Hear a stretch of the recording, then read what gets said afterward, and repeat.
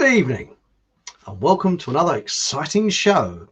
Now, I do hope you're, standing 2 meters away from your screen because, oh, sorry about that. And hang on a minute. Can you hear that? I'm sorry I do this every week, but it's the performing seals again. Yeah. Oh. Just excuse me again. A few moments. Some really nutty people. Well, I don't know if you can hear that in the background. They're screaming and shouting, and it sounds like they're bashing the tops of their saucepans and that. Now, my neighbour advised me to wear a red tie, so I am tonight. So I'm really joking. And I got one request for my neighbour. Can you tell those silly sods who are doing the performing seal routine to shut the fuck up? I'm only joking. Don't. I think they'd be knocking on my house door if he did. But anyway, I'm only joking there. But crumbs, they're really going over the top tonight, aren't they? I think they're doing a tap dance out there as well. Oh, God, there's a neighbour near where I live. They've got all the bunting out for VD Day. VE Day. They've got all posters all over the place, with rainbows on them, done by kids telling you to keep this and do that, X, Y, and Z, and whatever. But when you look at this situation, there are two positives from it that I can think of. One, and they're both selfish as well. One is that it's quite nice to cycle now without buses and lorries halfway up your jacksie as you're cycling along. It's quite nice driving by car as well because there's less traffic on the road. And the second one is the lack of Jehovah's Witnesses. Now, there's one thing I admire about Jehovah's Witnesses is their actual persistence. I mean, they've got about as much chance of turning the tide back at Southend. In fact, they've probably got more chance of turning the side back at Southend than getting me to become a Jehovah's Witness. And I usually tell them when they knock on my door that I've had a life of this, that, and the other, and too much this and that. And they got no sense of humour, have they? Anyway, on with tonight's show. And first of all, we got the competition. Right, okay, we got a good one tonight. This is a real cracker, this is. Now, who is the odd one out regarding relationships? 1, Charlie Chaplin. 2, Elvis Presley. 3, I won't take you off, Garry Glitter, sorry. Or 4, John Wayne. So, which one is the odd one out? Okay, and it's not. I'll give you a little clue. It's to do with relationships. Okay, and there's one name there that may look obvious, but it isn't. Okay, so near the end of the show, I'll let you know. And I think that, I think you might find that rather interesting. So I'll leave this up there for a few moments. I'll have a look in comments, see who's there, and I'll just off it goes. Someone's got the clap. Thanks, Cider Guy. Yeah, I certainly have got a clap. Someone would give them a bleeding clap. I can't bend it. You ought to, I mean, their house looks like a Christmas cake. It really does. I mean, there's bunting all over the place. Now, I don't know what people's views are. They can be totally different to mine or absolutely opposite to me. But I don't want it rammed down my throat. I don't want posters on people telling me, do this, do that, stand here, stand that. But the one good thing about that, if ever I'm put away for going out twice a day instead of once, or I don't know, scratching my bum at the wrong time or whatever, stupid things, I might have a very good idea who's put me away, because they seem to be the type of people who would. I don't know. I don't know them. I've never spoken to them. I don't know anything about them. They might be very nice people. I don't know. Probably not my type to put bunting outside their house anyway. And I'm not into, sure it's extreme capitalism, but I think the price of my property is just devalued by several £1,000s, even though nobody's buying property now. What's this, Cider Guy? It's all a cult ritual, isn't it? Yeah, it is. It is. It's. Well, it's like I said last week. You know, I won't say it, but they are.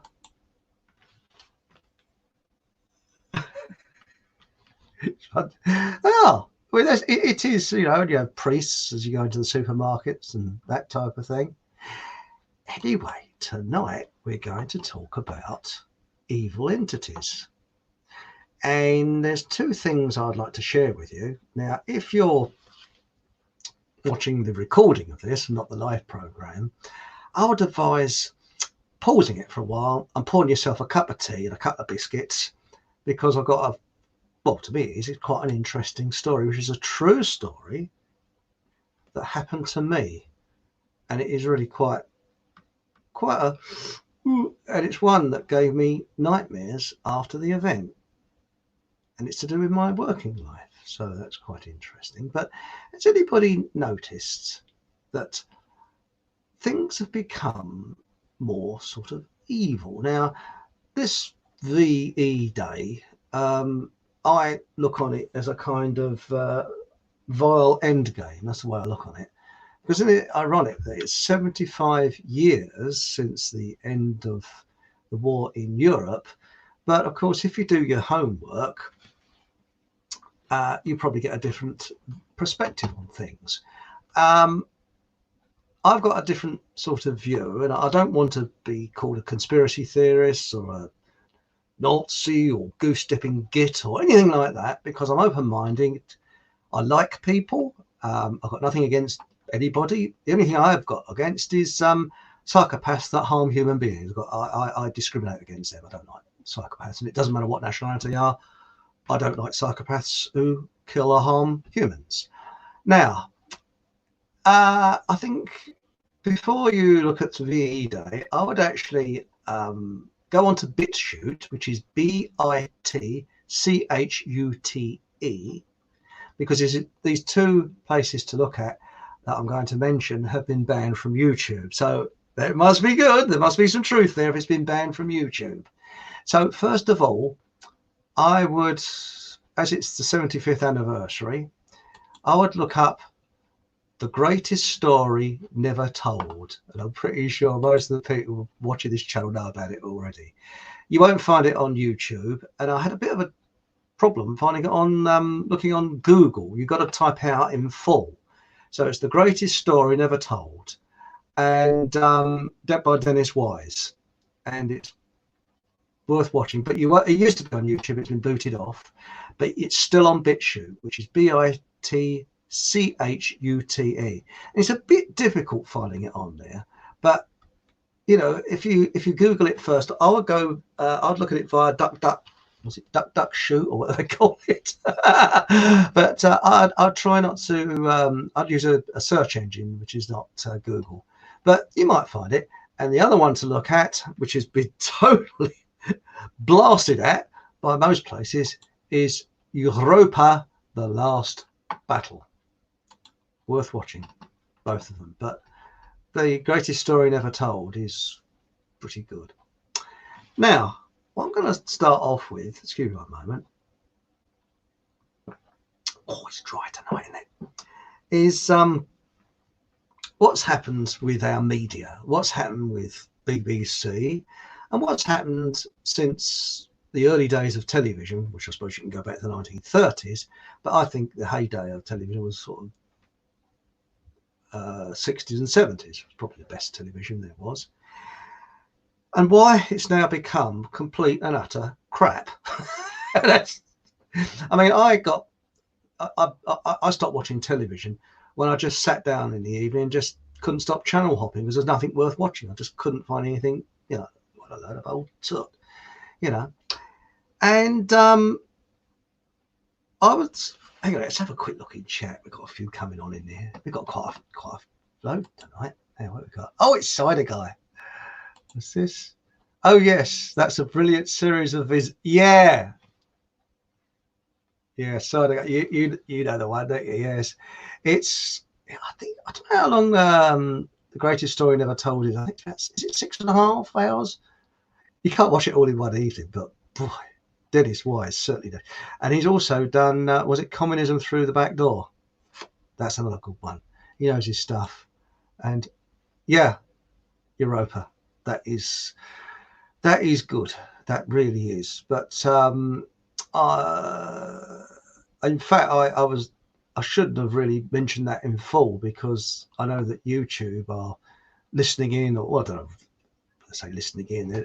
If you mention anything you shouldn't, you boot it off. So if you don't see on YouTube, I might have to go to BitChute. And I've actually opened up a channel on BitChute, and I'm going to start loading up videos, because I think that it's only a question of time, because YouTube is trying to squash any free speech, in my view, allegedly, shall we say. Right, now, I've been, often look around at other channels, and there's a good one called Fire Angel. And it's a lady who lives in a van, and she's originally from my neck of the woods. So you probably notice a very similar accent. It's sort of a strange southeast kind of, I don't know, sort of part Hertfordshire, part London accent. I know people I know that come from other parts of Britain and other parts of Europe, so it's a very weird accent that I've got, and you'll probably find that with Fire Angel. But she's a very nice lady, and she was talking about the dark side, evil entities, and I do believe there is a dark side, and there are evil entities. And the other one to watch, if you want to look at, is YouTube Windows on the World with Mark Windows. He's also got his own hang on, see if I've got a banner of, sorry, Mark Windows here. No, I haven't. But if you go on to windowsontheworld.net, you'll find the film there. And he's also on YouTube. And he did a program last night called Demons, the Presence of Other Worlds. And he was speaking to a chap called Jerry Marzinski from America, who used to work in the American, I believe, the American Prison Service. And he saw firsthand demonic entities, well, say demonic entities, people that have been possessed by some sort of outside demonic, whatever, shadow people, whatever you want to call it. And it's a very, very interesting program. I'd advise that. And again, I'd advise watching Fire Angel, because she was mentioning that there is the dark side, and what's happening now is the dark side. Now, when you look at television, for example, now I remember when it used to be polite and very nice. Now, do you remember, I'll go off a tangent at the moment, but do you remember Opportunity Knocks with, what was his name now? Gordon Bennett. I've forgotten it now. Not Malcolm. It was, oh, hang on a minute. I'll have to look this up. What was it? It's Opportunity Knocks, friends. And hang on, let's look this up.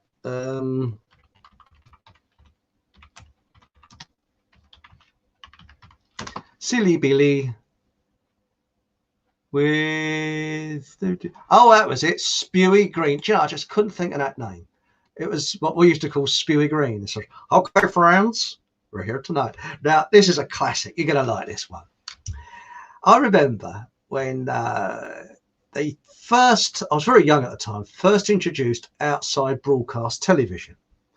And Huey Green, for those of you of a younger age, he was a sort of a talent show compere. And he used to speak with this kind of Canadian accent, like, even though he's English. So, okay, friends. And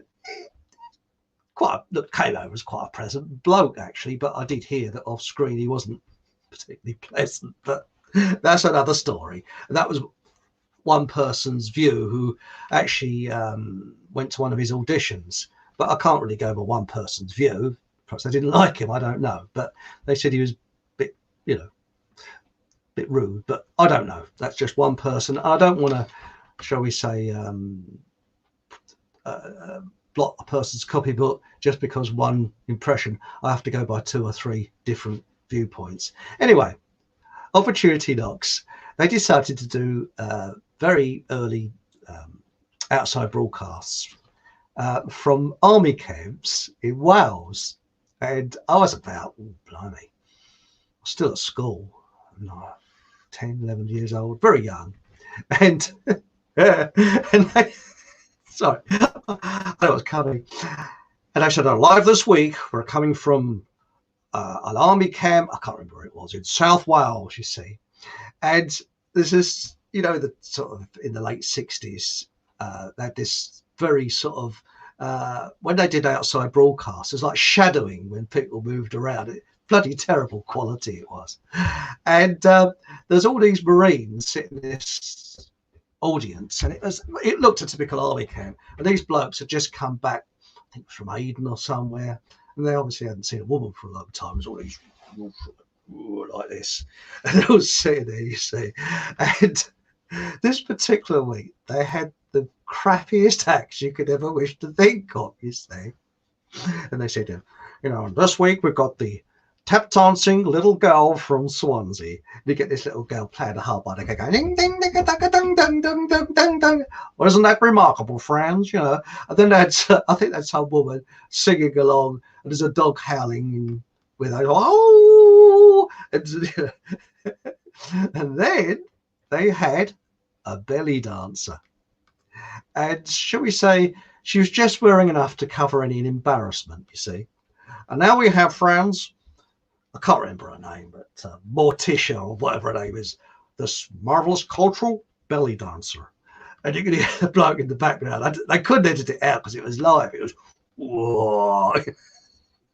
There's these blokes sitting there, muscles bulging, you know, real raw marine types. And you could, and as she came on, she, you know, she's waggling it all around, and she starts going up to the blokes at the front doing all this, you know, and as everything wobbling, you know. And sorry for sounding crude, but you could always hear the fly buttons popping.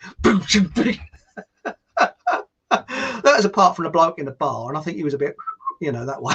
Anyway, she was doing all the old and all this. And at the end of the program, you know, they said, okay, they had a thing called a clapometer. And Freddie Starr admitted this clapometer was a fraud because it was a bloke with a elastic band around his finger and a little pointer. And this clapometer used to go like this. And it's supposed to measure the amount of people that were clapping, but it was fraud, you know. Anyway, what happened, it was, you know, now we have the tap dancing little girl from wherever it was in Wales, and he got, I think it's a barman went. And now we got the yodeling dog, and it was suddenly we have Morticia, the marvelous belly dancer. Bloody clap, I went and boom, straight off the scale almost. Well, of course it's going to be like that, isn't it? Well, anyway, guess who won it next week? It was the belly dancer. And it was so contrived. It was unbelievable. You know, and I always remember the line that Huey or Spewy Green said. He says, just goes to show our boys and girls in the military love culture. I've never forgotten that line. I mean, I was only about 10 or 11 at the time. I was off beside with laughter. You know, they love culture. They certainly do, don't they? I wonder if it's on YouTube. I haven't searched for it. I wonder if anybody could find it. But you know, I really thought that was funny. Just bear with me a few moments, please. Sorry. So, blimey, we're busy in chat tonight, aren't we? Cool, Christ. Shall I go back into the chat? Let's have a quick look. Cool. Oh, we got what was it? I'm still waiting for the 2 million people to die from his. Yes. What did I tell you? I haven't told you, have I? That I'm going to try and help the government out because I'm feeling a bit sorry for them having to make up the figures. So my battery in my car's been a bit funny. So I was going to tell the government that it's my battery's gone on the blink because of the. It's got it. You know, I mean, car batteries. Does it matter if they can catch it or not? No. And I was 2 meters away when I observed this pause. So That's the car battery. So we go. Now, back to our competition. Who is the odd one out regarding relationships? 1, Charlie Chaplin. 2, Elvis Presley. 3, Garry Glitter, sorry, didn't say shitter, did I? Or 4, Big John Wayne, you know what I mean. So, which one is the odd one out? Interesting. Right. Now, what I was going back to is, oh, hang on, let's go back to the comments section. We've got Katie. Oh, later game. Oh, I don't know. We do need a letter from your parents. Hey, Squirrel Girl. Hello. I see a Swedish. Is that a Swedish flag? Are you from Sweden? Yeah. Because you haven't got lockdown there, have you? So I'm thinking of that Opportunity Knocks program. Howdy. Right. And then we got, I think Folk was pushed. Do you, or do you think it was a honey trap? My personal feelings on it is that, like the Scottish medical advisor or whatever she was, they know the truth, and they know that it's. One moment, I won't use the word. Hang on. That's hyped up as something else. That's my particular view, but you know, who knows? But that's my view anyway. And what we got here? We got here. SG. Are you Swedish? Yeah, I'll ask that question. The answer is no. Supporting the Swede. Ah, excellent, excellent. That's what we need. We need a bit of support there, don't we? Yes, yes. I'd like to be in Sweden now. Mind you, I don't go much on Volvo cars, but I like ABBA. That was quite good. That was quite a good export. All I know is that the Sun have been sitting formation for a month now. So why the wait? That's a good point. I didn't know that. Interesting. Right, on with the show, as they say. And I'll quickly show the other banner. Where are we? So I'll show this one up again. So have a good think about it. Who is the odd one out? Is it Charlie Chaplin, Elvis Presley, Garry Glitter, John Wayne? And it's to do with relationships, okay? It's not to do with their profession. There you go. Right. Now, on with the show. Now, I was saying that evil entities, things that, you know, sort of go on. And I've noticed that television is becoming more and more evil. Now, in the 60s, late 60s and 70s, it was rather polite. You know, Opportunity Knocks with Spewy Green, but he was polite to people on here. I don't know about off here, but he was polite to people on there. And you never saw anybody being particularly rude as such. And it was even polite to politicians, which I'm not too keen on being polite to them, because I look on them as the dark side, in inverted commas. And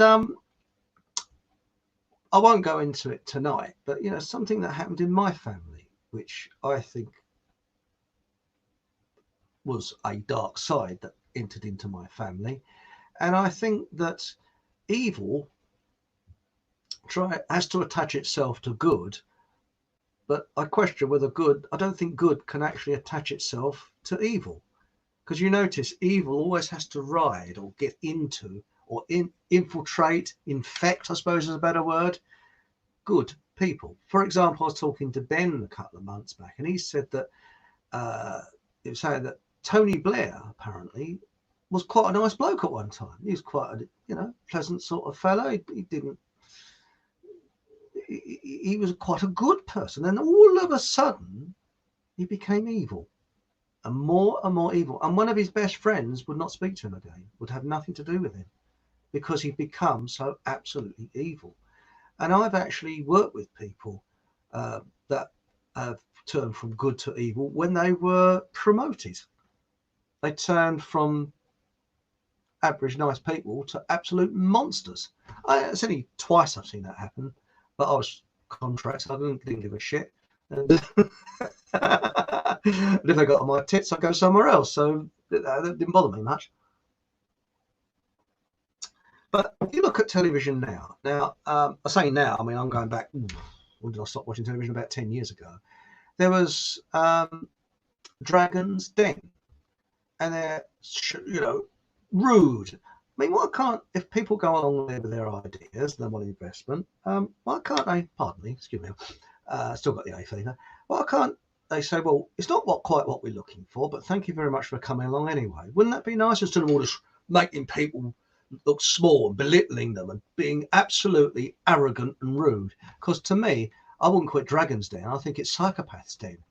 And I remember in the early 80s, they started a series of programs. You can be a millionaire. You can make lots of money.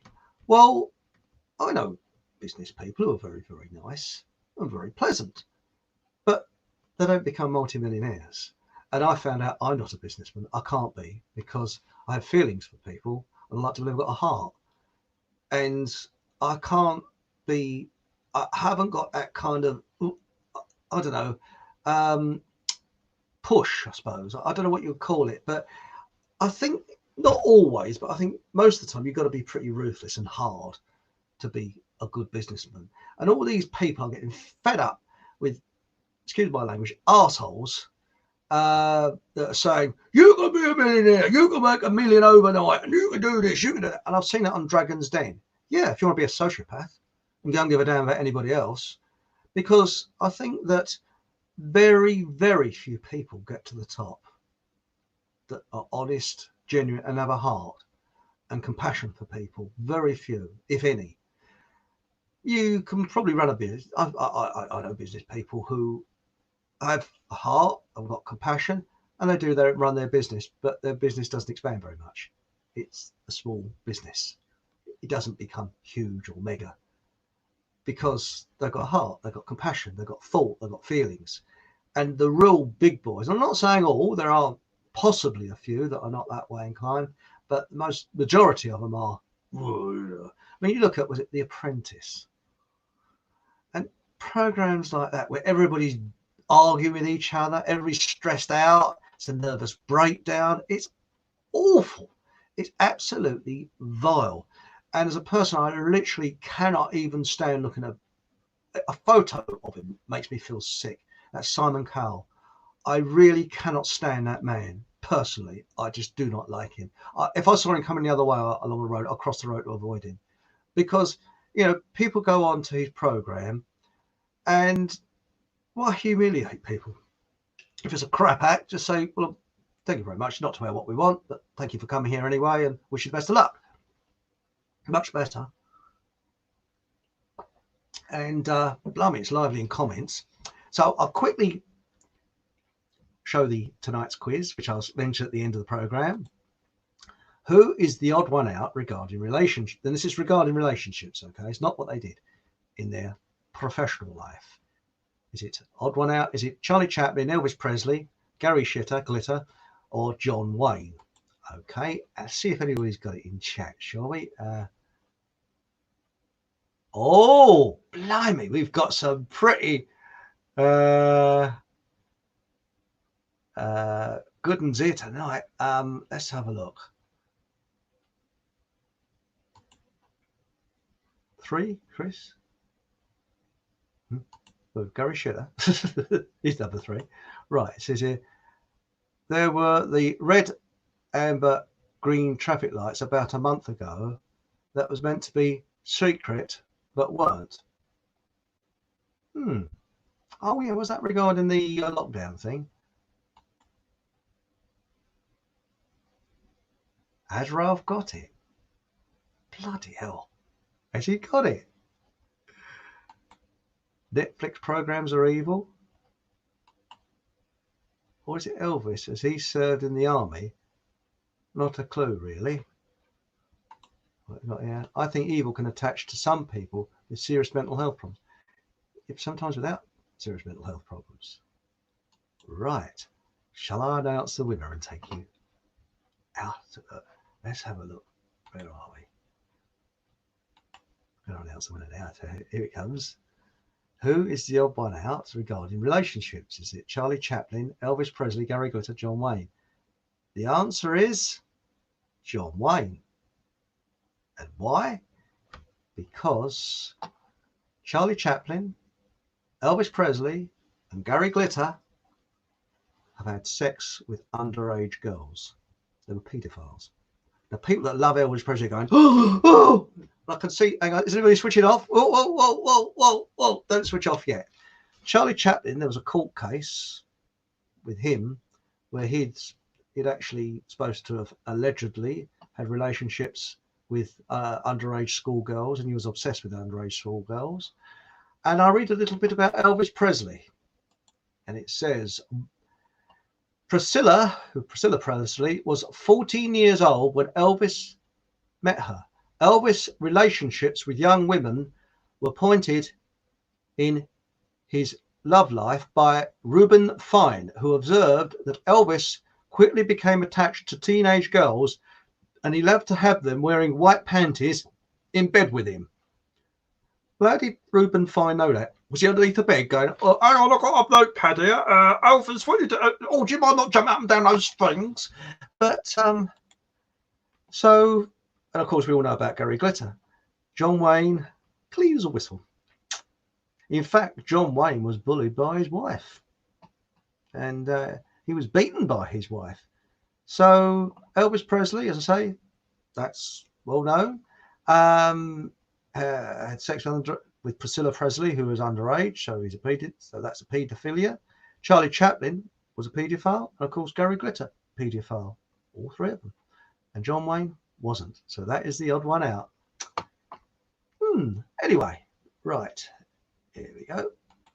Off with that, and let's see what we got in chat. And I think it was, yeah, it was Ralph. Got the right answer. Quick there, Ralph. Excellent. Well, it's from my neck of the woods, and we're all very intelligent down here. So, you know. Right, let's look at the new comments, what we got here.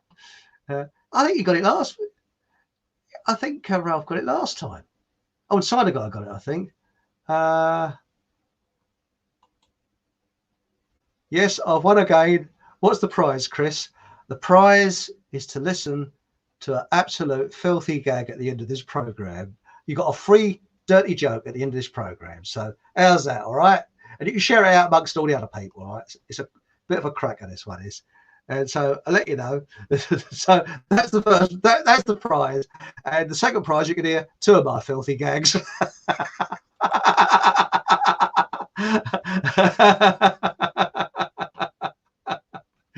Right, here we go. Now let's go back here. Oh, hang on, what have I done here? Oopsie-doopsie-day. I'm getting muddled up with all my banners and things. Now, serious moment now, because I'm going to tell you something that it takes about 15, 20 minutes to explain. And it's what happened to me.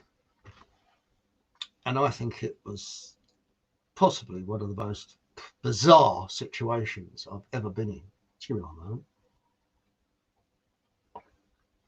And I think that this coming recession, if we're not already in it, will produce the type of people that try to entice me into their employment. You think, oh, what's this? Well, stay tuned and I will explain all. Quite a lot of explanation at the beginning of this. As you may or may not know, my profession is architecture. And when I first started, you know, when I was, it takes quite a long time. When I sort of qualified, and I thought, you know, I wanted to go contract. Now, I was employed permanently. I then went to another permanent post to a place in London, an architect's practice, and they had this idea what is called time in lieu. Now, never ever work at a place where they have what is called time in lieu, and that is they don't pay overtime. What they do is if you work, say, I don't know, a weekend, you're supposed to get 2 days off free of charge, and it's, you know, both ways. Doesn't work like that.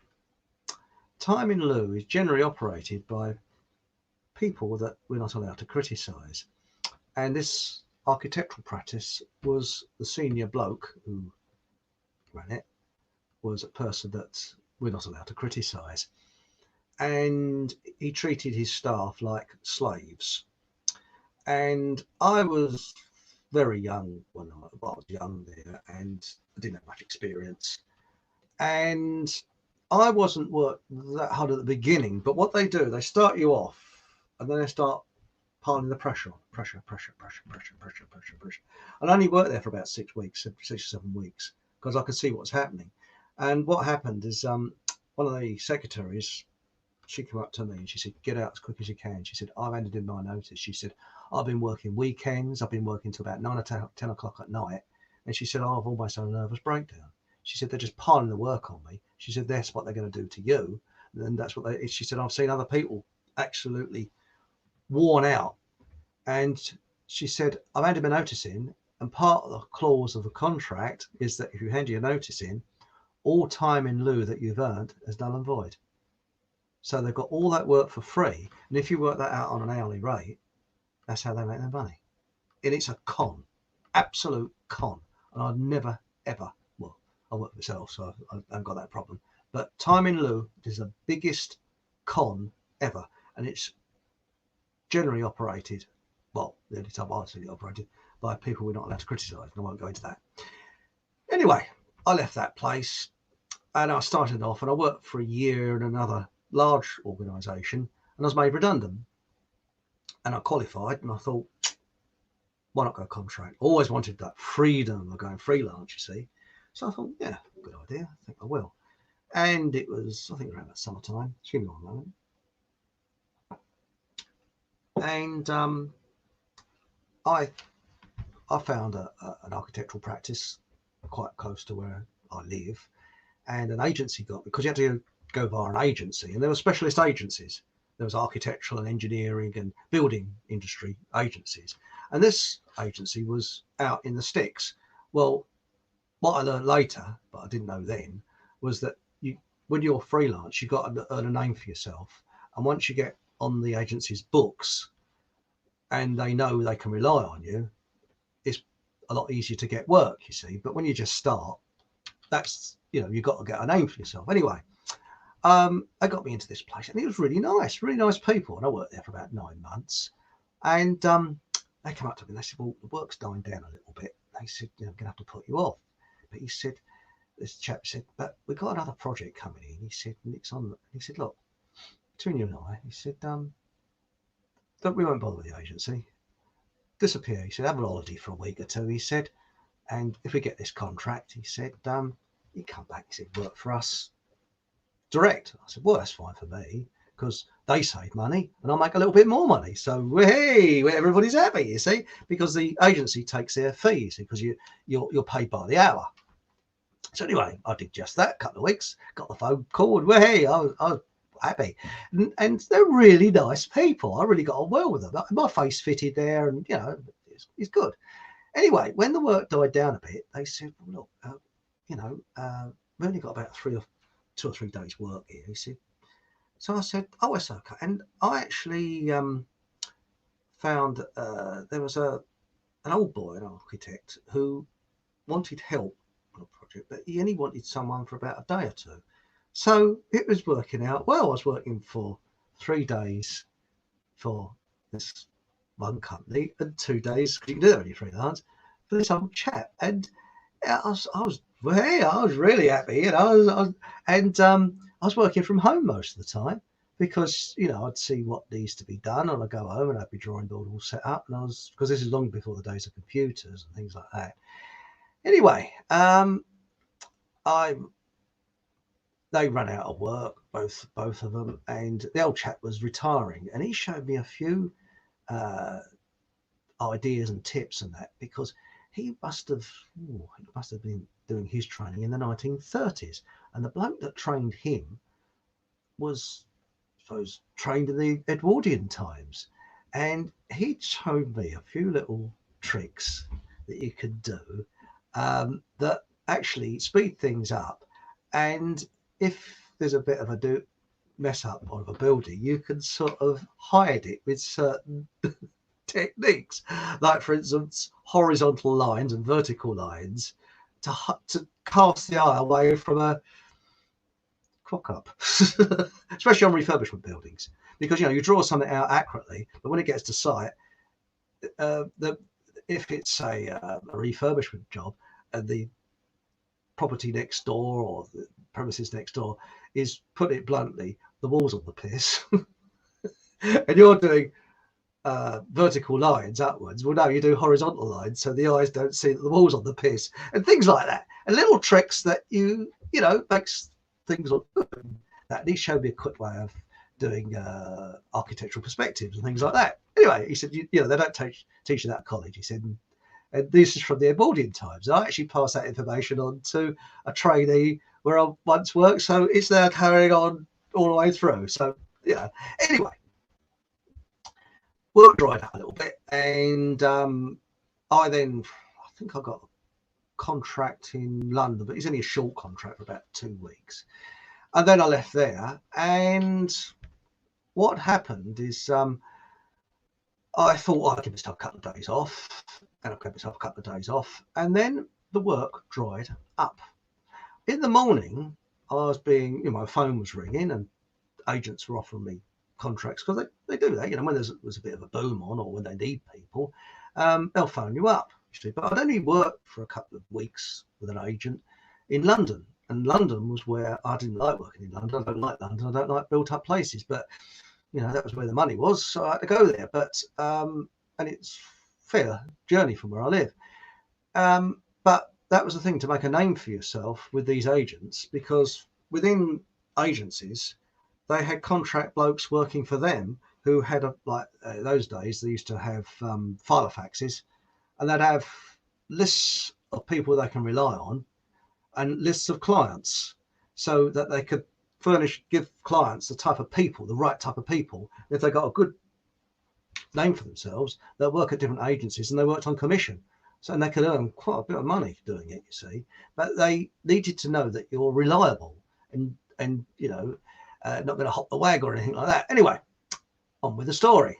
So that morning, I remember I got an offer for some contract in Battersea. I don't know that crap hole. And it was a crap hole in those days. And there was always sort of South London. I thought, I live in Hertfordshire. I don't want to go away to South London. And I was being a bit choosy. I thought, there's plenty of work around. Well, what happened is the banks pulled the carpet from under the building industry in the lunch hour for some unknown reason. And major contracts and major projects had stopped. And this was when Margaret Thatcher was in power.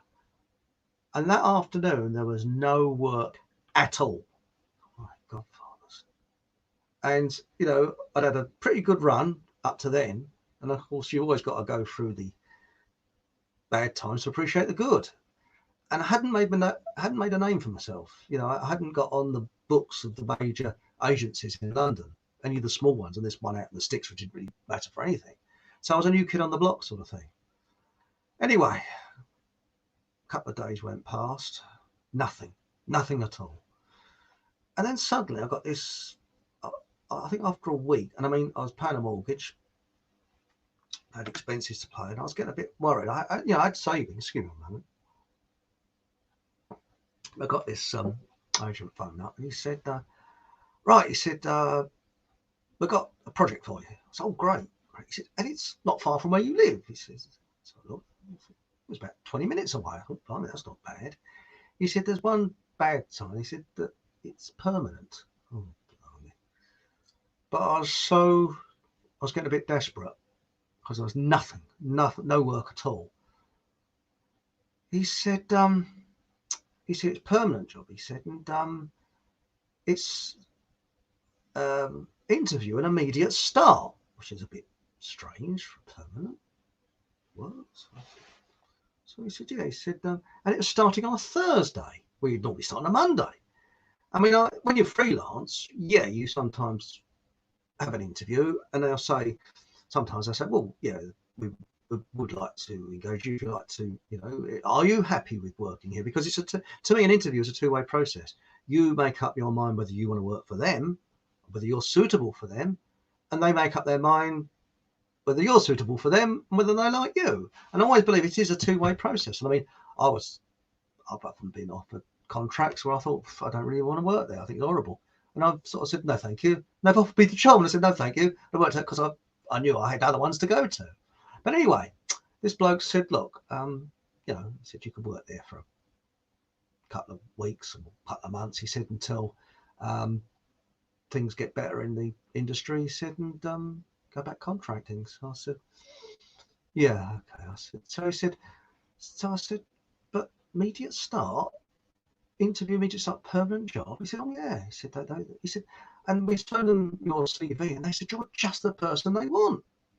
So they're sure that you'll be ideal for it. So anyway, on the Thursday morning. Oh, and the other thing was weird. It started at 8 o'clock, where office work is 9 till 5 or 9 till 5:30. 8 o'clock was a bit early, but it was only 20 minutes away from the house. I thought, well, stuff it, And apparently it was a shelving company. They made shelving for supermarkets and retail developments. And they were also made specialist cabinets for private dental surgeries. And they wanted an architectural bloke to go there because these shelving units and these dental practices, they had to do refurbishment work, and they needed somebody with architectural knowledge to not only draw up the drawings, but to do a survey perhaps, or no, I think it was a surveyor or something. And he'd come back and you would just draw up, doing everything as per the building regulations, and you would do working drawings, and that was that. So I thought, well, it didn't sound too exciting. But anyway, that morning I got up and nothing could prepare me for what was in store for me that day. And this is 100% true, what I'm about to tell you now. Anyway, I went to this place, and it was in an industrial area that was really run down. There's a couple of industrial units that were flattened, and there was bulldozers bulldozing. And it was it was about, say, miles from anywhere. It's about 10, 20 minutes walk from civilization. And right at the back of this industrial unit was this really old looking factory. And those old factories that had the look like stairs on the roof, they go up and down. I think they were built during the war or before the war, and they had I think it's to let light in. Anyway, it was there, you see. So, and there was nowhere to park. The only way you could park was actually alongside this factory building, and there was two cars there, and I parked along the side, and it was within their enclosed area, you see. Anyway, went there, and I looked around. It's like a Mare Celeste, there's no one there. I thought, building, I suppose. Now, I was told they made shelving units, and they made specialist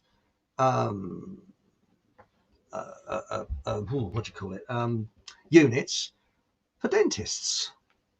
It's hectic, bloody strange, Check the address. Yeah. So anyway, there's a door on the side, so doorbell, I rang it, stood there. Suddenly, an old boy opened the door. Very nice old chap. Hello. So I said, I said, I told him who I was. Oh yes, she'd been expecting you. Follow me. See, so he seemed quite pleasant. And he was dressed like the sort of, the old workshop men of the 1950s, the white coat with ink biro stains down the front there.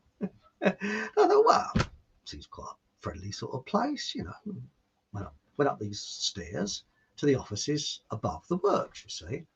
And because it was an interview, immediate start, I was smartly dressed. I'd actually a couple of weeks beforehand, I'd been to Burton's, and I'd actually bought a suit in a sale. It's a woolen suit. It's double breasted, and it really fit me. I had quite a good bargain, and I looked very, very, I was obviously I called it my combat gear when I wore the suit.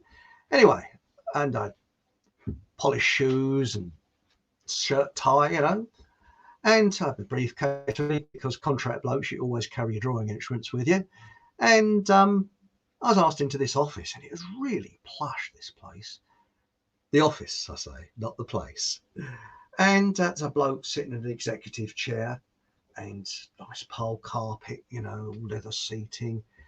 And he had a drawing board at the side with a drafting machine. It's a brand new one. And the strange thing about this place, though, is you couldn't see out the windows. There were, you know, that old frosted glass that was wire glass. Well, it was that sort of thing. And it was a bit claustrophobic because it was light, but you couldn't see out. And you went in there and, you know, and it was around about March time. And, you know, in March, especially in the United Kingdom, you sometimes get a few warm days. Well, not that warm, but warmish days. And then it turns cold. And it actually turned a little bit warm. So I left my overcoat in my car because I thought, well, I won't need that many going to the office. And that'd probably be centrally heated, so that should be okay. Anyway, I went in there, and behind this bloke who was sitting at this desk was all these there's a couple of bookcases, and it was full of books with motivation. You can earn thousands, all from these sort of arsehole businessmen that have got where they are and telling other people what to do. Actually, I could save people money by buying those books. All you have to say is become a sociopath. You get to the top of the millions overnight if you don't give a damn about other people. Anyway, this chap said, "Oh, hello, yes, pleased to meet you." You know, and he said, "Oh, right, we got a problem here." He said, and he showed me this plans. He said, "Oh, first of all," he said, "can I have your car keys, please?" Sorry, he said, "I need your car keys." Car keys? Yeah, he said, "What it is it's an insurance thing." He said, "I'm ever so sorry." He said, "But you know, if." I said, "Well, I'm here." I said, "Yeah, but you know, if we're showing you around the works and that type of thing," he said, "and a lorry needs to come down there, we may need, you know, we don't want to damage your car. We need to get it out of the way quickly. We might not be able to find you, you know."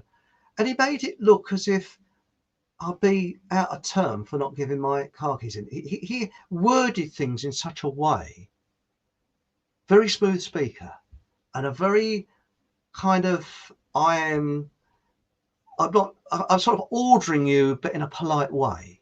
He really knew. It's like these sort of, you know, there we go, like these sort of people that groom children, you know, very sort of softly spoken, but assertive. You know, look, you know, I must have say, and I thought, well, all right, it's an interview. I'm only going to be here so far, you know. I don't know whether you like me, I like it, this place, but so far I'm not that impressed. But anyway, like a twit, I'd never do this now. I handed my car keys over. He opened the drawer. He said, "They'll be safe in here." Put them in and then lock the drawer. I thought, I don't know about that. Anyway, he then gets these plans out. And he said, "Look, you know, there's a problem here." He said, "But this dental office and things like that." He said, "Can you show me, you know, sort of what's happening?" And it turns out he couldn't read drawings. Didn't have a clue. So anyway, I said, "Well, look, come over to the drawing board." I said, "I'll show you." And I opened my case, they had all the drawing, and they're worth a lot of money, these drawing instruments, because they're, you know, they're precision. And, you know, they're not cheap. I can tell you that. Anyway, something that people don't need now with CAD, which is computer-aided design, is all computers now. That's something that's gone, you know, don't need. Anyway, I opened them up. I saw the drawing instruments there, had the case open. And I said, right. He said, "I've got some tracing paper here." I said, "Yeah, okay." So I had some masking tape, the masking, some tracing paper down. And I got hold of his drafting. I said, "Don't mind if I use a drafting machine." I got his drafting. He said, "Oh, I wondered how you use that." He didn't know how to use a drafting machine, which is a sort of thing over the top. I hated drafting machines because I'm left-handed. I prefer the old parallel motion, which was a straight edge, which went up and down the board. Anyway, cut a long story sideways, I said, "Oh, I can see the problem here." Yeah, and I started drawing up details. Well, when you're drawing all day, every day, you tend to draw as fast as you can think, and you do it at quite a lightning speed. And I was going, oh yeah, you need a section through there, blah blah blah blah blah blah blah blah. And he's sort of encouraging me. Oh, he said, you're just what we want. Oh yes, this is great. You know, this is good. And I got to about 11 o'clock. I thought, hang on, is this an interview or have I started? What's going on? So he said, and I forgot to mention that in this office, there's the old boy standing there. There's a fat gutted bloke who was introduced to as the sales rep, and he had a sort of dandruff encrusted suit on, you know, the type that probably never seen a dry cleaners, and you know, and a shirt that looked a bit, well, should have seen the laundry a couple of times, and a bloke who had piercing blue eyes, and he just looked, and he was like a mute, and he's looking at these eyes like this. And those three stood in the background all the time, never said a word, and they sort of sloped off, and then they'd come back again. So anyway, I was drawing up these details. It got to about 11:30, and they were drinking coffee. They didn't offer me one. So bloke said, right, I'll show you your office. This is the sales rep bloke. So, yeah, it's about time, he said, we showed you your office. So we left his plush office, walked down this corridor, and the place is silent. There's nobody working there below, because normally if it was a workshop, you'd hear people bashing and crashing and all kinds of things going on, you see. So anyway, he opens this door to this room. It's a shithole. There's a drawing board there that must have been around when the Queen Victoria was on the throne. And there's all junk piled up to the ceiling. There's a carpet that looks as if it was put there in the Victorian times. There's mouse droppings all over the place, cobwebs, filth. I thought, no bloody way. This is a health hazard. I'm not working in here. And I said, sorry. I sort of looked a bit puzzled. I said, he said, oh, we'll soon have this tidied up for Monday for you. We will soon have this tidied up. I later found out what that we meant, you see. So I was a bit sort of, So as we were walking back to this big cheese's office, I thought, yeah, I don't want to work here. Don't want this bloody crap hole, you know, awful place. So I thought, I'll tell him that, you know, thank you very much. I'll have the car keys back and I'll go. Well, anyway, when we got into his office, he had this kind of manner with him, which if he wanted you to do something, very persuasive, and he worded things in such a way that you were being awkward or it's out of step, not to fall into step with what his wishes were. Very clever. He was a con man. I now know that, but I didn't know that then. So I said, look, it's getting towards lunch. I said, is there a coffee machine or place for a cup of tea? And he said, oh no, it's not a problem. He said, you're going to meet a client this afternoon. He said, we desperately need you. He said, to meet this client. He said, it's only 10 minutes around the corner. So I said, I said, he said, and he made it as if, you know, a deal would fall through. They wouldn't be able to continue working if I went along. He said, I'd like you to do a report, he said, you know, of there's something gone wrong, he said, with the shelving there. He said, with your knowledge, he said, I'd like you to do a report, please. And he said, it's only just around the corner. He said, and there's a canteen there, so you can have your lunch there. So I thought, what can you do? So I thought, all right, I'll go along with it. And then I thought afterwards, I'll give him his report and then say, no, thank you, and leave. And I thought, well, I might get a day's pay out of this, but the pay, you would have actually earned more stacking shelves in the supermarket. People might say, why didn't you do that? Well, in hindsight, I probably should have done, because it was absolutely appalling, this pay. I mean, all right, I didn't have the fares, which were very expensive, to go to London, so I saved money there. But, oh, God, even then, I was earning about half of what I was earning contract. So anyway, I sort of reluctantly thought, oh, I'll go and see this client, and made it look as if I'd be gone about an hour, if that, you see. So anyway, got in this bloke's car, drove down the road, and he was absolutely full on. I don't know what he was on, whether he was on drugs, but absolutely hyper. I was thinking, now you think about it. I started there at 8 o'clock. It's very stressful, an interview. I was sort of used to it. When you contract, you get used to it. But then I'd had that full-on pressure all the way through to about 11 o'clock, more for me in hindsight. And I wanted a break. You want to calm down a little bit. I mean, most places where you go to work, they say, okay, let you settle in for a while and, I'll show you around. None of that. It was boom, boom, boom, boom, boom, full on all the time. But anyway, this bloke, he gets onto an arterial road and he's flat down on the floor. He's a maniac driver. Chain smoking, radio full blast. And he was driving in the fast lane, go right up to the back of a car, slamming on his hooter and flashing his light. Beep, beep, beep, beep, beep, beep, beep, beep, like this. And I'm sitting there going, bloody hell. And he said, oh, I'll soon get him out of the way. And he was in his 50s, this bloke. He wasn't a young boy racer or anything like that. Absolutely hyper. I was sitting there.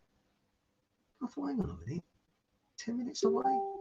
10 minutes go past. 15 minutes go past. 20 minutes going past. I said, excuse me. I said, I thought we was going to meet a client that was 10 minutes around the corner. And he said, oh no, it's I can't remember, Pitsy or somewhere. It was about an hour and a half away. Mind you, the way he drove was about an hour away. So at that point, I started to get really pissed off. And I bit it. And I thought, oh, bastards, So I thought, what can I do? And this bloke was so hyper. He was near on mental. I would say he was mental. Anyway, eventually, after about an hour or so, we got to this place. And it was a building site with an empty shell of a retail unit. And the shop fitters were just fitting out the shop fitting inside. And there was shelving inside. And this bloke pulls into a sort of what we call it, a car park, because there's mud and shit everywhere. And I remember I got a suit on, polished shoes, not dressed to go to a building site. Anyway, gets out of his car and lifts up the boot of his car, starts to put on overalls. What the hell's going on? I'm puzzled. So, sorry, it's supposed to be you eating a client? Yeah. And he's also like this. So we go into this canteen. It was about 1:30, 2 o'clock. And of course, they'd finished doing it because they were serving meals to the contractors on site, you see. And all the seats were on the tables and they're finishing up.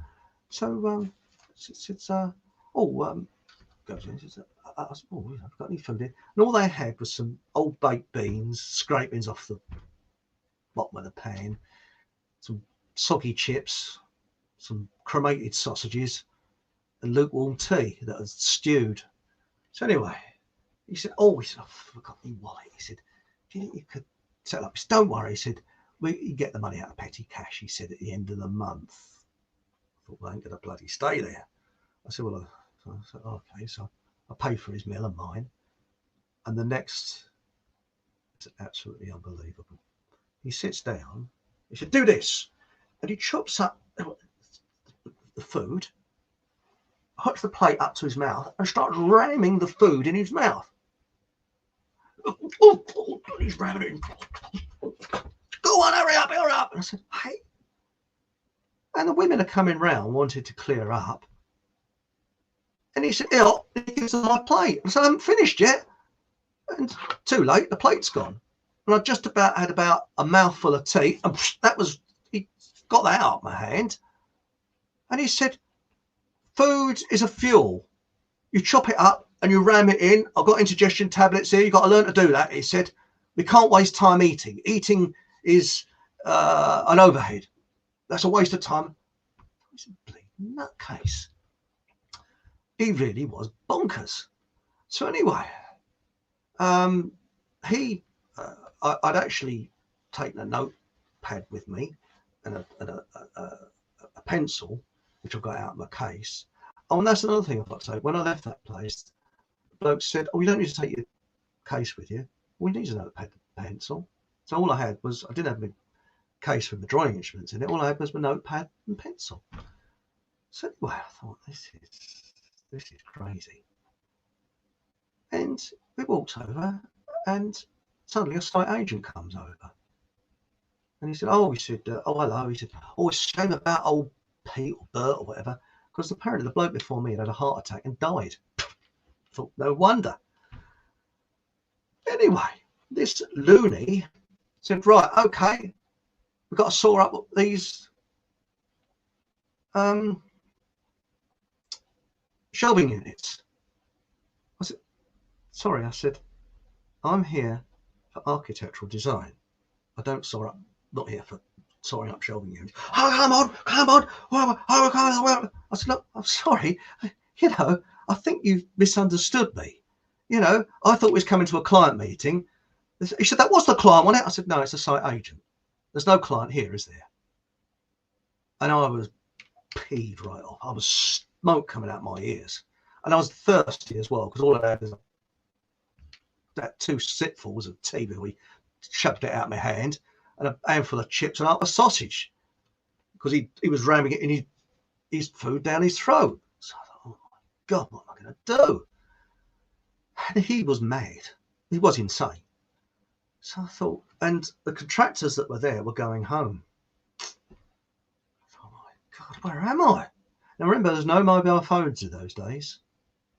Couldn't mobile phone anybody. Didn't know where I was. And then he is getting these shelving units, shoving a hacksaw in my hand. So, right, we've got to sell this here. We've got to do this here. He said, "Look, if we don't do it, we're not going to get back tonight." Freaking Nora. He said, "We stay here until we do it. We finish this off." So I thought, well, what do I do? What do you do in a situation like that? I thought, where's the nearest telephone box? Where's in the country somewhere? Miles from anywhere. What can I do? And everybody virtually clearing off home. The lights were still on in this place. And also, it's getting colder because it was March and I hadn't got my overcoat with me, because I thought we'd go into a client meeting, think I'd be in an office, 10 minutes and then back again. Oh, no. Oh, what the hell? So I decided, and I was also, when you're bombarded with stress, you can't think properly. You're sort of, I just couldn't think. What the hell? And it's, come on. So he's pushing this shelving in onto my hand. "Come on, hold this, do this. Oh, don't do that." He's showing these shelving units up. I was conned. So after a while, my suit is ruined. I've got filth all over my shoes. The shelving units were sharp metal. I cut my hands to bits, and I'd ripped my trousers. There's a rip round my knee. I looked like a tramp. Dirt all over my beautiful jacket. I'd been tied down to here, and I was dehydrated, hungry, feeling cold. Although I was pretty warm at that time because of all this stress. And we were doing the job that 2 contractors should have spent a day doing. And he got me sawing these things up. And I thought, well, I better eat humble pie, because I couldn't really think straight because he was so pressurized, and get back as quick as I can, because this bloke is mental. And that's my only way of getting back to this place. Anyway, cut a long story short, when eventually we finish, and I'm in a right state. I'm thirsty, very dehydrated. My head's absolutely aching like hell because I haven't had any tea or coffee for ages, apart from all I've drunk all day is those 2 sips and what I had at home. And I thought, oh, what am I going to do? So we got in the car, and driving back, I was really fed up. And there's near misses after near misses. All you could hear is people tooting at him, and he was just a maniac driver, this bloke. And it was rush hour, of course, and it took us longer to get back. And I had my notebook out, and I was writing up notes about what happened that day. Obviously, well, I was just doodling basically, and I was thinking. I thought, there's something weird about this place. I want to get away from here. They've conned me. They're con merchants. And I just don't like what's happened, you see. So I thought, if I blow my top, I'm shooting myself in the foot. I've got to eat humble pie to get back, because he was the type of person that would just drive off without you. And it was like a blackmail, because if you'd driven off without me, God knows where the nearest village was, or town, or I just didn't know where I was, or somewhere in Essex. So, and there was a big arterial road nearby, but where could I go? There was just country lanes, and by that time it was dark. Where do I walk to? I was in a dilemma, so I thought, right, go with the flow till we get back. So anyway, didn't get back till getting on for 7. So I'd been there sort of 11 hours, and I'd had full on for 11 hours. So anyway, when we got back, went up to this big tutor's office, and I must have looked a right state. My lips were all dry. My trouser was ripped. Shoes were full of mud. My jacket was all dirt and oil and filth all over my jacket. And we went in there, and I was really steamed up, very steamed up. But I sort of bit my lip a bit. So he said, oh, okay, right. Now, they didn't let me talk. They're talking over me. The big boss, who was still there, and the blue-eyed wonder was still there, and the old boy was still there. Yeah, he seemed to be all right. And the fat, gutted sales rep, who was literally insane, he was still there. Well, he drove me back, so he would have been still there. And the boss was there. So the boss said, okay, right. He said, he said, I'll need your report. We'll need about 10 pages, he said, on my desk tomorrow morning, first thing, he said. So I thought, you'll be bleeding lucky, mate. So I just sort of went. And he said, because if I'd have said, I don't want to work here, or I've had enough, or blown my top, they had my car keys and they had my briefcase. And I thought, and it was an atmosphere that was a little bit like, I don't know if you've ever seen that League of Gentlemen, where there's that chap with blacked up face with a white thing. He says, hello, Dave. You will be here. You do this. Not as bad as that, but not half as bad as that. But a sort of person very overpowering and wants to control your life. And I think, and also, they obviously wanted people in their 20s who could boss around a bit, you see. And he was assumed, didn't ask me, that I was going to work there. No, I damn well wasn't. So anyway, I'm standing there, absolutely flugged out. And he said, right, he said, okay for tomorrow. He said, right, you'll be going to Liverpool tomorrow, and you'll be meeting Jack, or whatever his name was, the loopy bloke that took me to Southend, at 5 o'clock. I went, huh? And the old boy said, you look surprised. Huh? He said, oh, I know. He said, you should get BT to give you an early morning call. That's the best thing. I'll never forget what he said. He said, does your landlady mind you getting out early? Is that the problem? I said, I haven't got a landlady. I said, I've got a home of my own. You know, I've got my own home. Oh. Anyway, I said, he said, well, so he said, okay, so the bloke said, right, he said, so it'd be 5 o'clock.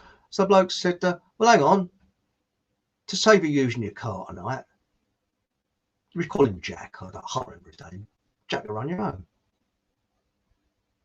So I said, no, thank you, not my car keys, please.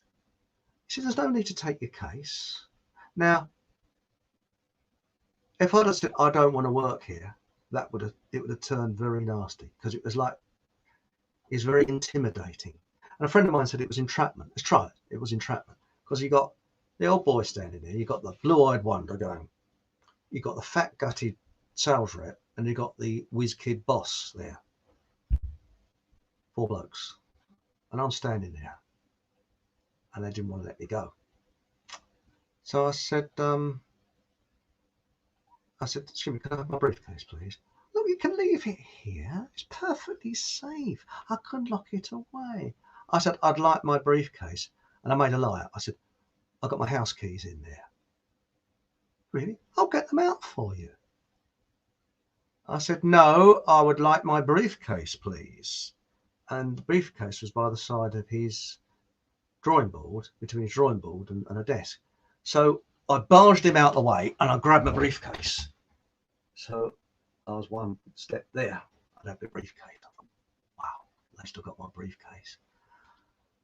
So I said, could I have my car keys, please? Oh, look, don't be stupid.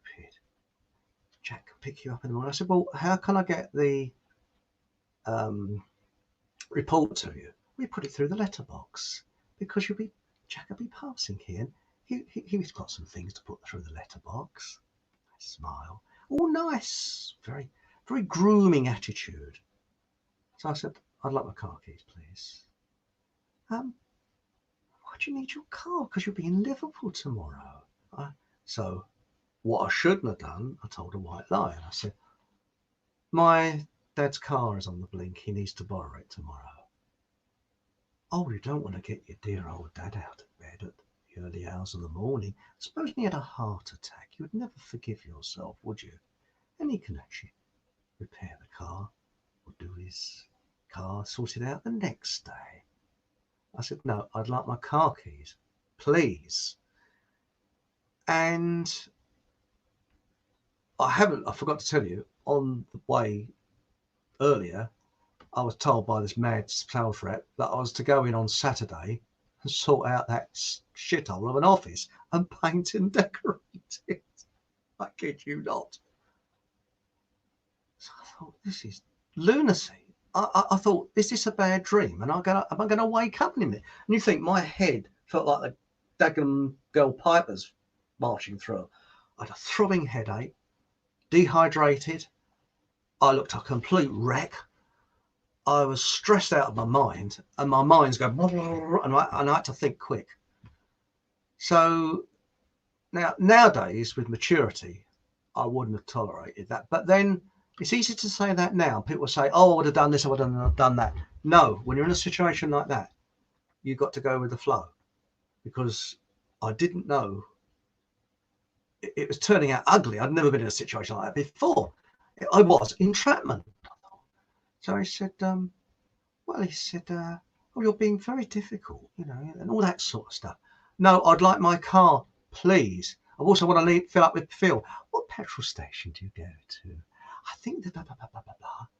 And he said, what time do you go to bed at night? He said, because, more time we're spending here, less time you can spend doing the report. I thought, you bastard.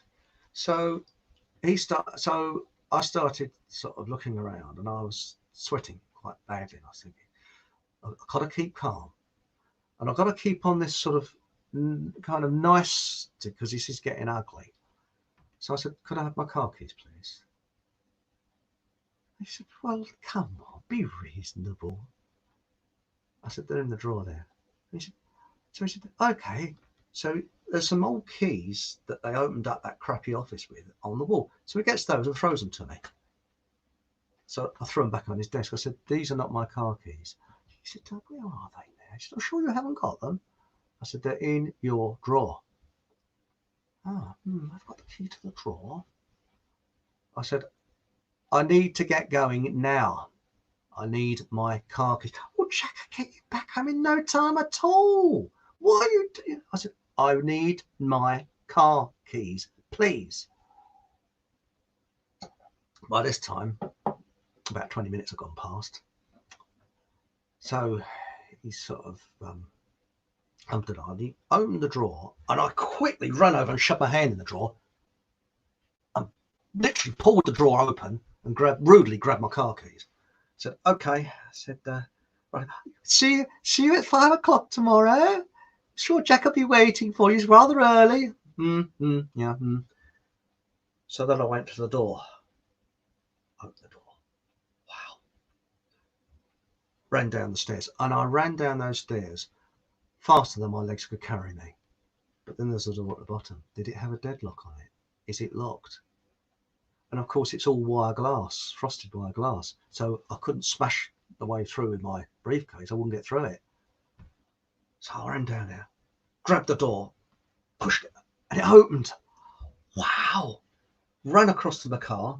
And I remember fiddling with the car keys, because it wasn't automatic in those days, automatic locking. Opened the car door, threw the briefcase in the car, jumped in the car. I remember fumbling to get the key in the ignition, fired up, and I've never driven so fast out of a place.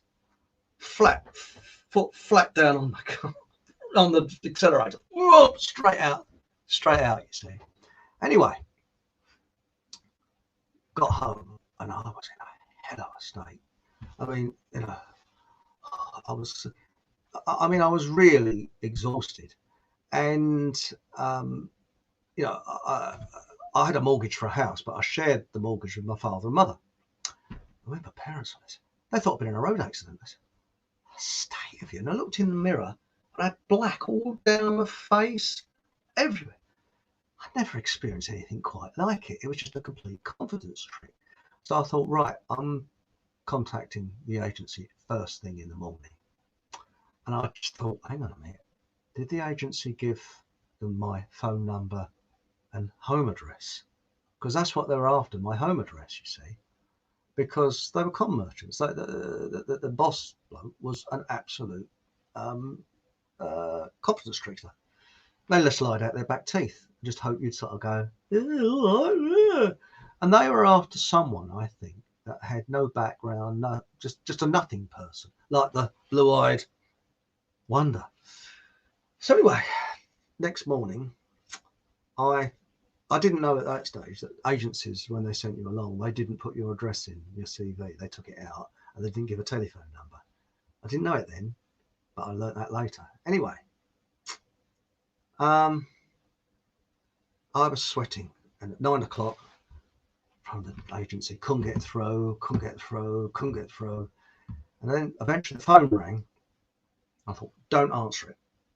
And it went on. You know the old answer phones, which they had the tape spools? That's what I had then. And it went on to tape. It was the old boy. We're in a pickle here. Where are you? Can you phone us back and give us your address? You can still get up to Liverpool. Jack will come and pick you up. Bloody, bloody, bloody, bloody, bloody, blah, and all this. It stopped. And eventually I got through to the agent and I told him, and I just opened up what had happened. And the bloke said, what? You went where? I said, well, hang on a minute. What's my terms of contract? And he said, well, it says here that everything is time in lieu. And when he said time in lieu, I thought, uh-oh. And he said, now, office hours are 35 hours a week, or 37 and a half hours. It was a 40-hour week. And I couldn't understand it. There was nobody in this empty, there's silence. Nobody worked there apart from those 4 blokes. So anyway, I said, look, tell them I'm fuming. I said, you know, I've ruined a suit, absolutely ruined it. I said, and I was there to do architectural design, and, you know, I haven't. And I said, I've given him a free service that morning, I've done some design drawings for him. Oh, by the way, I forgot to mention, when we got back to that office, matey had actually inked over my design drawings that I'd done in pencil. He found out how to use his drawing board. Anyway, but that's come up later in the story. So anyway, I was fuming.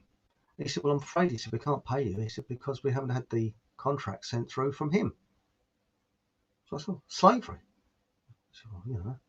So anyway, I thought, right, that's it, bad deal, that's it. And I thought, that is just one other, sorry to say, episode in the rich tapestry of life. I thought no more about it. That afternoon, and this was Friday now, I thought, I used to work on cars at weekends, and I had an estate car. And I know the reason now why they wanted my car, because if I had been stupid enough to go to Liverpool, they would have used my estate car to pick up stuff. I'm positive they would. That's why they're so adamant they wanted a car. It's cheap, isn't it? So they got free architectural service in the morning, free work in the afternoon, which they should have paid 2 contractors to do, plus a free car the next day, working it in their favour. Anyway, I decided to that afternoon, I thought I was a bit like, because when you work on cars, that was my hobby, and I used to help people out working on their cars, something completely different to drawing, that I used to clean oily stuff with paraffin, you see, and some petrol stations sold paraffin. And there was a petrol station not far from where I live that had where you could fill up a can of paraffin years ago. So I thought, oh, a bit short on paraffin. It took my mind off of what happened yesterday.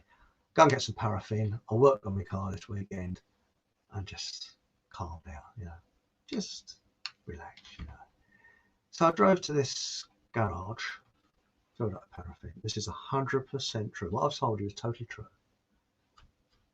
Went to this, the petrol station where they have a shop and where you pay, and someone was fitting shelves there, and it was marked off. And when I went in there's a queue in front of me. A person who was bending down looked round. It was the blue-eyed wonder,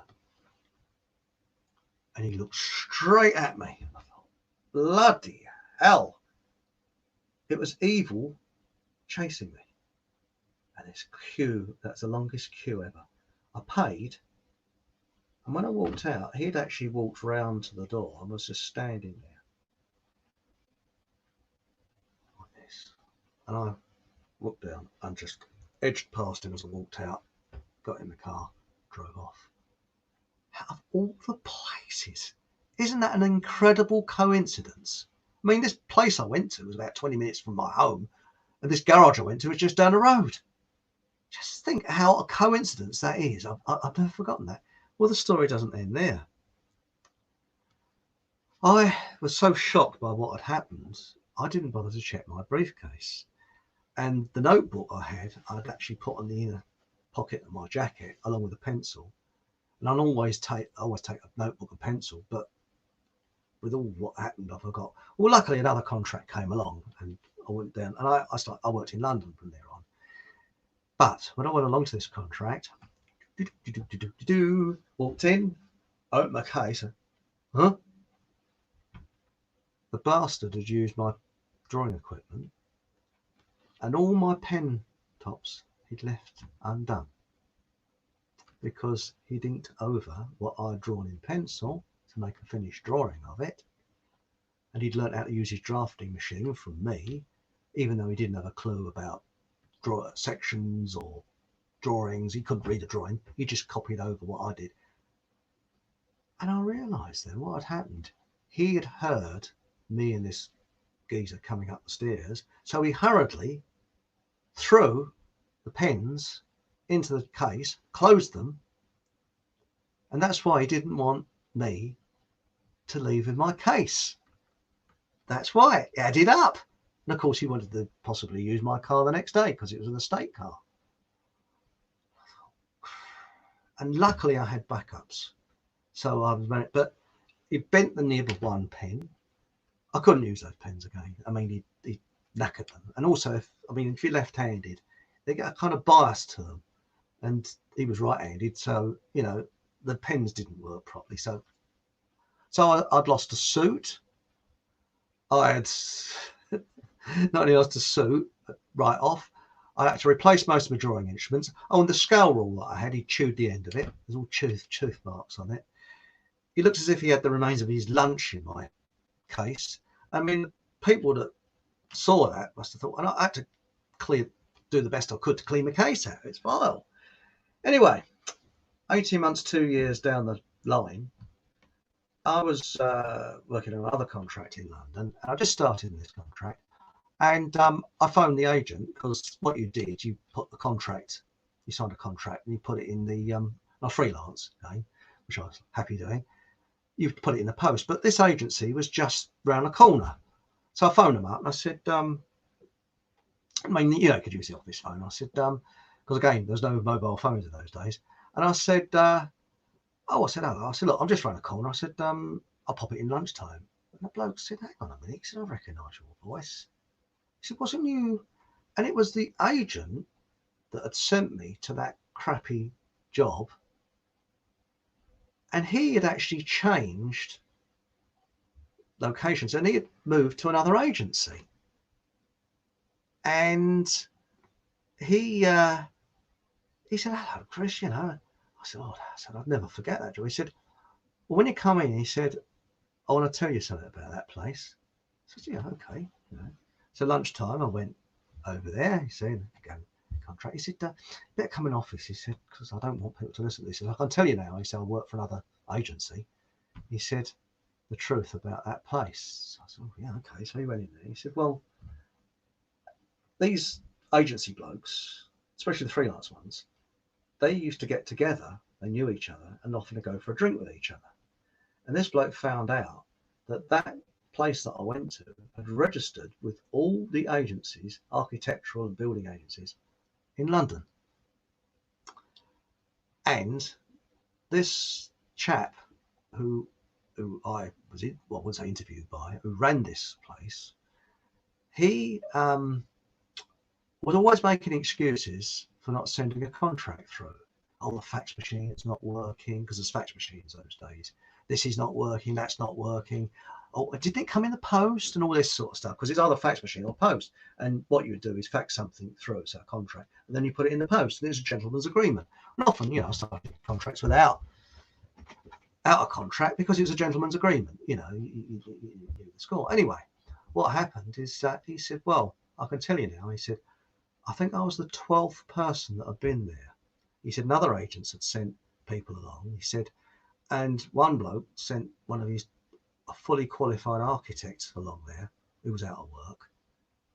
And apparently they were told that they didn't want anybody over the age of 30 to go along there. And this architect they sent there was over 30, but he was creme de la creme. He knew his stuff. And he stayed there for an hour, and they told the agency that he was rubbish. He didn't know what he was doing. And the agency knew that he did know what he was doing. And what they would do, apparently that company would go to different agents wanting someone, making excuses not to send a contract through, and was getting free work. And he was actually exploiting people as much as he can. And in the early days, he didn't take their car keys. But the last 3 or 4, he did. And you see, if he'd have used the same agency, after about 2 people, they would have said, sod off, we don't want you. But he was clever. He knew how to work it. So he was getting free design drawings. And he said, this chap told me, he said, what you would do is get people there straight in and get them to do as much work as humanly possible until they get pissed off. He said most of them would slope off at lunchtime, you see, as I was going to do. And then phone the agent, that's what, you know, say, I don't want to go back, and let the agent sort it out. Anyway, he said, before you, he said, we sent a girl along who's just recently just qualified.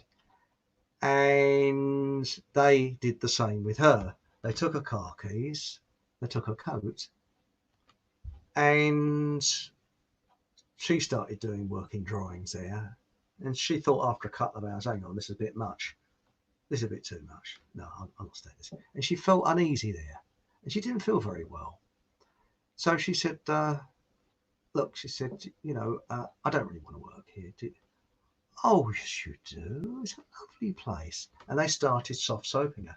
Well, eventually, she got so fed up with this, they wouldn't give her her car keys. She ran out. And remember, this was before me, and it was about February, I suppose. And she found a call box, and she phoned her brother, who was luckily 10 minutes away. And her brother came along and rescued her. And he said there was a bit of an altercation there, and that's all I know. But her brother went and sorted it out. And I think that what I went through with this recession, there's going to be unscrupulous characters like that again. So it's a long explanation. I'm very sorry about this, but I hope you found it interesting. Let's have a look in chat. And it was quite an event, I can tell you. And do you know, I still get nightmares about that to this day. Did I handle it right? I think I did. I think, knowing what I know now, I would have, with the car key incidents, I would have just repeated the same sentence over again, and I would have just got closer to his desk and said, I want my car keys now, and I would have just raised my voice. But the trouble is, you see, there's 3 blokes behind you, and you don't know. It was like being in a mafia. It was deliberately intimidating, very, because this high-flying business bloke, he tried to get the maximum out of people, and this is what we're getting now. You know, when you look at these high flyers, you look at Dagon's Den, they're the type of people I can't accuse, but they probably got where they are by driving and driving and driving. There's I've got to be careful what I say. There's someone that I call down the lavatory man. That's all I say. I'll let you guess who drives people. Who I personally can't stand. You're supposed to be a high-powered person. Anyway, let's look in chat, and I'll end off with a dirty joke. My word. Yeah, you're right. Psychopaths. That's who they were. Do you know, even though it's 20 minutes away from my home, I've never been back there since. I wouldn't go there now. I mean, it's probably flattened now. I mean, we're going like a long time. I was in my 20s, so that is a long time. Hello, soul bollocks. Hello. Hello, sure is. And it says here what we got here. Chris left you a link on your last upload. Watch before it gets deleted. All right.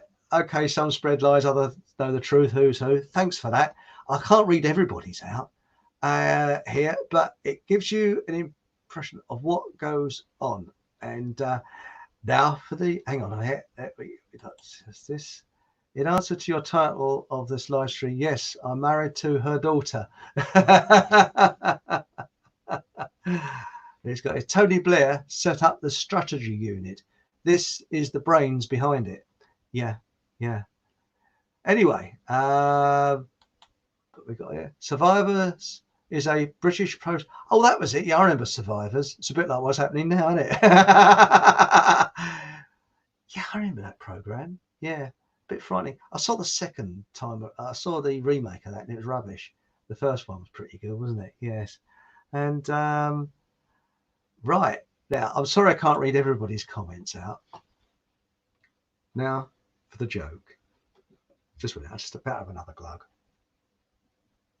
I forgot what it was now. Oh yeah, it's the old Swedish chemist shop joke. You may have heard it.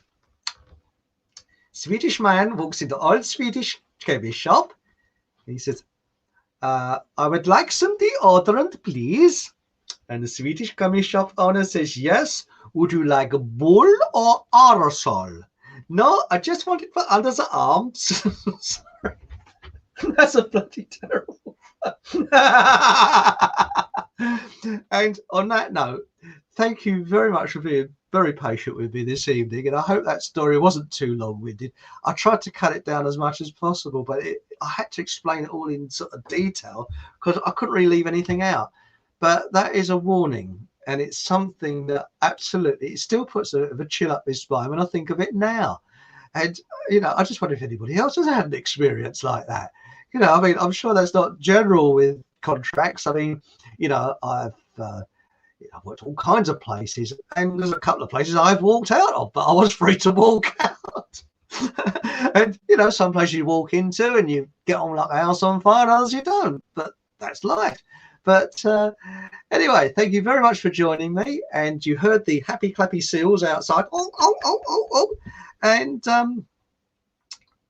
tomorrow is VE Day. And as I called it, Vile Endgame Day. Because as my father said before he passed away, he was in World War II. He said, if only we had known the truth, we'd all thrown our weapons down and given up. There's quite a few veterans that said that. Thank you very much for joining me this evening, and join me next Thursday, same time at 8 o'clock, and you might get to hear the happy clappy seals again. Thank you very much, and remember, be an individual, and above all, Have a laugh. Good night. Thank you very much.